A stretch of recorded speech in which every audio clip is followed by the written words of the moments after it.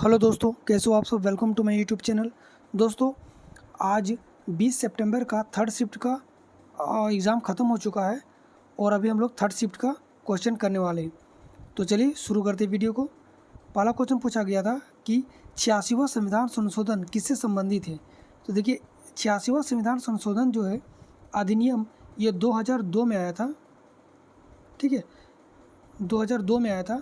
86वां संविधान संशोधन अधिनियम 2002 में पारित किया गया था और इसका जो संबंध है ये 6 से 14 वर्ष के बच्चों के लिए अनिवार्य एवं निःशुल्क शिक्षा मौलिक अधिकार के रूप में मान्यता देने संबंधी प्रावधान किया था। ठीक है, इसमें 6 से लेकर के 14 वर्ष तक के सभी बच्चों को निःशुल्क और अनिवार्य शिक्षा देना इस जो 86वां संविधान संशोधन था उसके तहत रखा गया था और ये कब आया था? 2002 में।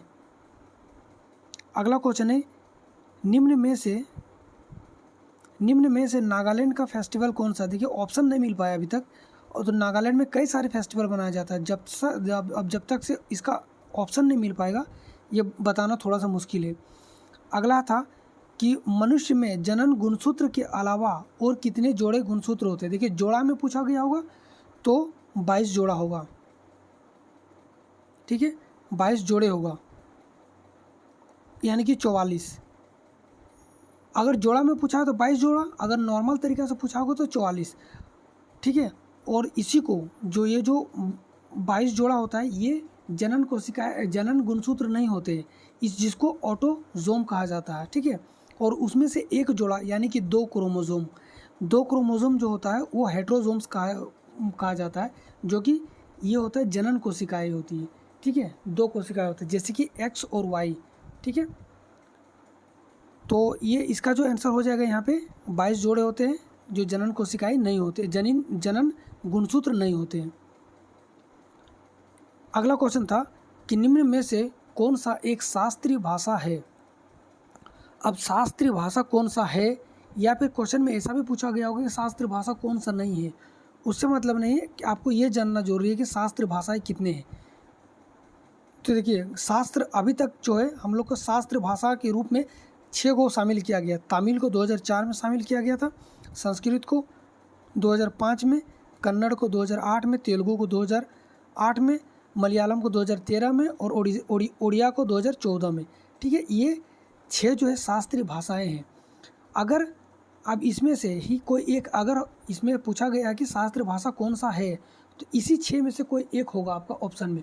और अगर पूछा गया होगा कि निम्न में से कौन से शास्त्रीय भाषाएं नहीं है, ठीक है, तो ये यहाँ से कोई 3 दिया होगा, एक नहीं दिया होगा। तो आप लोग को जैसा भी क्वेश्चन अब दिया होगा आप इससे आराम से कर सकते थे। ठीक है, अगला क्वेश्चन है कि बेरियम क्लोराइड BaCl2 और एल्यूमिनियम सल्फाइड Al2SO4 का थ्राइस के साथ अभिक्रिया जब करता है तो क्या बनता है। ठीक है, जब आप बेरियम क्लोराइड एल्यूमिनियम सल्फाइड के साथ अभिक्रिया करता है तो क्या बनता है। तो एल्यूमिनियम क्लोराइड और बेरियम सल्फेट का एक अवक्षेप बनता है। ये कैसे होता है कि देखिए, ये एक दोहरा विस्थापन अभिक्रिया होता है। इसमें क्या करता है कि ये जो बेरियम क्लोराइड होता है, थोड़ा इसको ऊपर करते हैं, यहाँ देखिए, यहाँ जो बेरियम क्लोराइड है वो बेरियम यहाँ से इस एल्यूमिनियम को विस्थापित कर देगा और बेरियम सल्फेट बना लेगा, और साथ ही एल्यूमिनियम जो है क्लोरीन के साथ मिल जाएगा और एल्यूमिनियम क्लोराइड बना लेगा। ठीक है, तो आपका ये आंसर में दिया होगा कोई एक, आप लोग देख लीजिएगा कौन सा दिया था।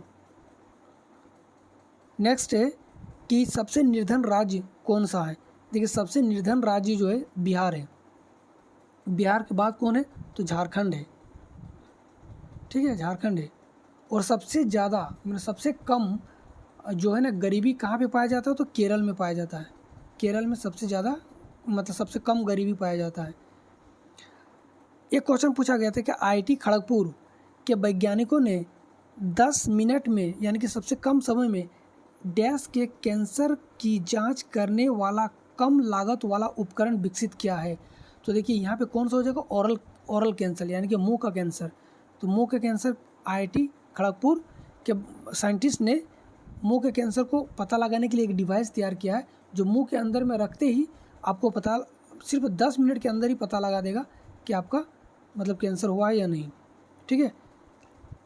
और इसका इलाज भी जो है ना काफ़ी ईजी हो गया है और बिना चिड़फाड़ से इसका इलाज सिर्फ रेडिएशन के माध्यम से किया जा सकता है।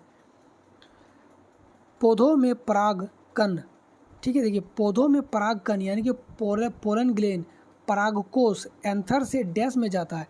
देखिए पौधों में परागकण, परागकण कहाँ पे होता है? परागकण ये जो मेल पार्ट होता है ना पौधे में, और ये होता है फीमेल पार्ट, ठीक है, ये होता है फीमेल पार्ट। इसमें होता है स्टिग्मा स्टाइल ओवरी और इसमें होता है एंथर और फिलामेंट, ठीक है, एंथर और फिलामेंट। तो यहाँ पे बोला गया पौधे में परागकण यानी कि पोलन ग्रेन, यानी कि ये जो पोर्शन जो होता है पोलन ग्रेन, परागकोश पोलन ग्रेन, यहाँ जो परागकोश से यानी कि अभी तक ये जो मेल पार्ट है इससे कहाँ पे जाता है, यानी कि फीमेल के किस पार्ट में जाता है? तो वर्तिकाग्र में, यानी कि स्टिग्मा में जाता है, यानी कि यहाँ पे आता है, यहाँ से यहाँ पे आता है। तो ठीक है, तो यह बोला गया कि एंथर से कहाँ पे जाता है, यानी कि परागकोश से कहाँ पे जाता है? तो स्टिग्मा में जाता है, ठीक है। अगला क्वेश्चन पूछा गया था कि डेंटिस्ट किस दर्पण का यूज करता है? जो कि डेंटिस्ट जो होता है यानी कि दांत के जो डॉक्टर होता है को दांतों की जब इलाज करता है तो उसके लिए किस दर्पण का यूज़ किया जाता है?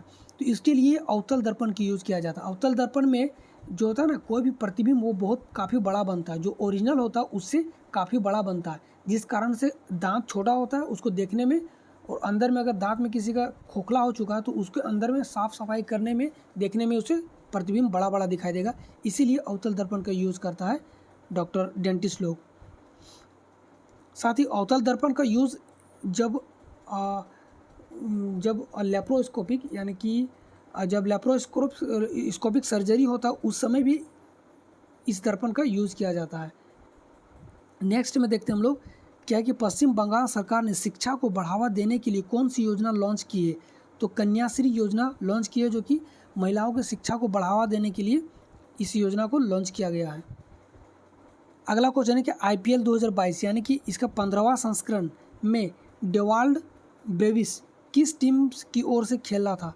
तो डेवाल्ड ब्रेविस जो था ये मुंबई इंडियंस की ओर से खेलता था, ठीक है। ये सिर्फ 18 वर्ष का साउथ अफ्रीका के प्लेयर है और ये अंडर 19 खेल चुका है, ठीक है। अंडर 19 में इसका काफ़ी अच्छा परफॉर्मेंस रहा था। इस कारण से इस बार जो IPL जो 15वां जो सीज़न हुआ है उस पर इसको सिलेक्शन किया गया और इसको 3 करोड़ में मुंबई इंडियंस ने खरीदा था। इसका बेस प्राइस 20 लाख रखा गया था और 3 करोड़ में खरीदा गया था इसको। हिम तेंदुआ भारत के किस नेशनल पार्क में पाया जाता है? इस टाइप से क्वेश्चन आता है कि हिम तेंदुआ कहाँ पे पाया जाता है? तो हेमिस नेशनल पार्क में हिम तेंदुआ पाया जाता है। ये भारत का सबसे पहला नेशनल पार्क है, हेमिस नेशनल पार्क। अगला है कि 93 साल की उम्र में किसे पद्मश्री से सम्मानित किया गया है?